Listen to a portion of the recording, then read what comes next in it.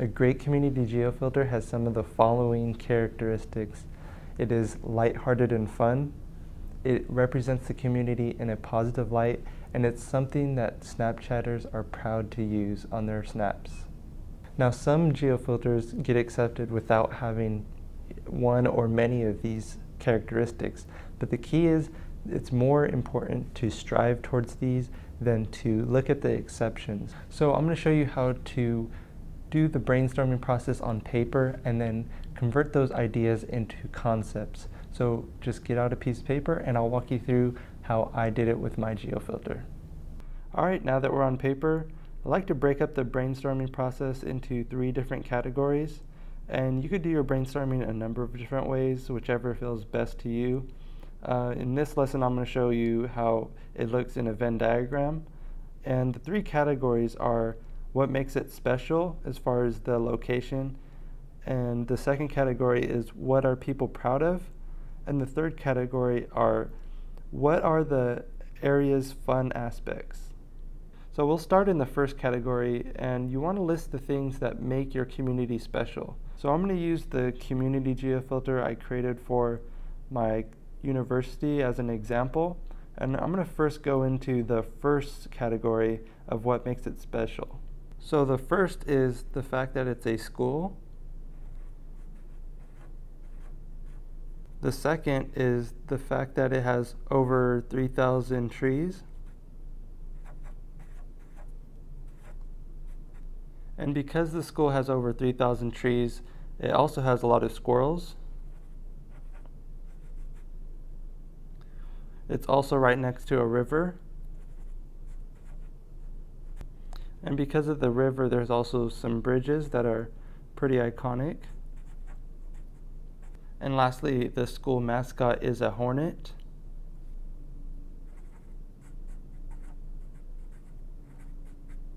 Moving on to the second category, what are some things in that area that people are proud of talking about or sharing with other people? And in this example, one can obviously be the school itself and the fact that they attend the school.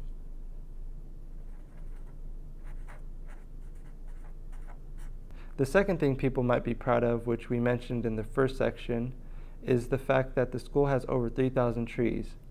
And that's the largest population of trees within the California State University system. And it is also based in Sacramento, California. And Sacramento is known as the city of trees for having one of the largest amount of trees per capita in any city around the world. So that is definitely something that people might be proud of. So we'll put that as the second factor.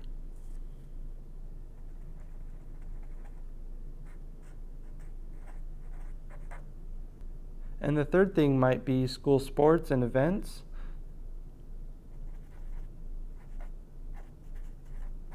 And the fact that it's by a river may be another thing that people are proud of.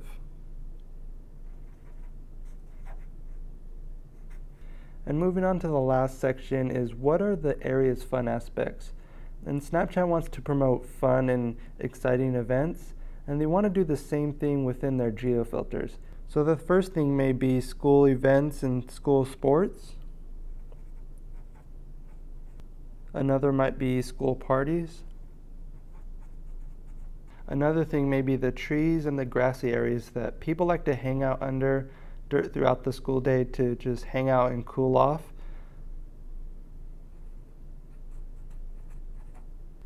And finally, while people are hanging out in the grassy areas, some squirrels tend to come up to people looking for food, and to some people this is pretty funny and they like to take pictures as well, so this is something that could be fun for some people.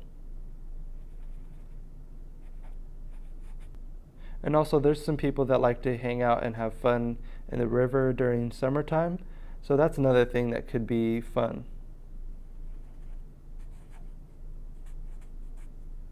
So now that we have all 3 sections filled out, we'll go into the middle and start to fill in some of these common areas. So if we take a look at the first 2 sections, we can see that school and river are similar. Also trees. If we take a look at sections 2 and 3, we can see that the school sports and events and the river are similar. Also trees as well. And if we look at sections 1 and 3, we can see that trees, squirrels, and river are the same.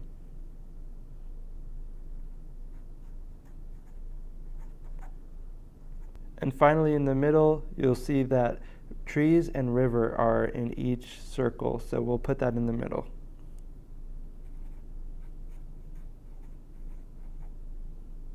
So once you have the brainstorming filled out for the 3 sections that make a good geofilter, you want to figure out which ones you want to go with. I would suggest you at least go with the ones that are related in 2 circles. So anything within here, anything within here, and anything within here. This just makes sure that you have some sort of relationship between at least 2 to make it a decent geofilter. And if you want to make sure all your bases are covered, then try to go for the ones that are in the middle because it will make a really strong geofilter. However, you don't have to choose only the things that are within the middle. You could pick and choose from the common areas that make more sense. In my situation, it made more sense to include the school, and this wasn't in the center, so I decided to choose this one since it was related within these 2, and then I chose to go with trees as an added feature to my geofilter.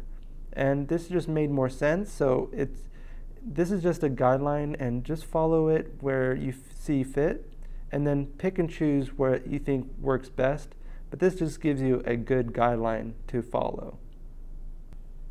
So now that we've got our brainstorming done and a list of potential ideas and subjects we could touch on, we're going to hold on to these ideas and revisit them in the designing module when we get ready to sketch our ideas out. So in the next lesson, we're going to cover what makes a good location and time to set your on-demand geofilter.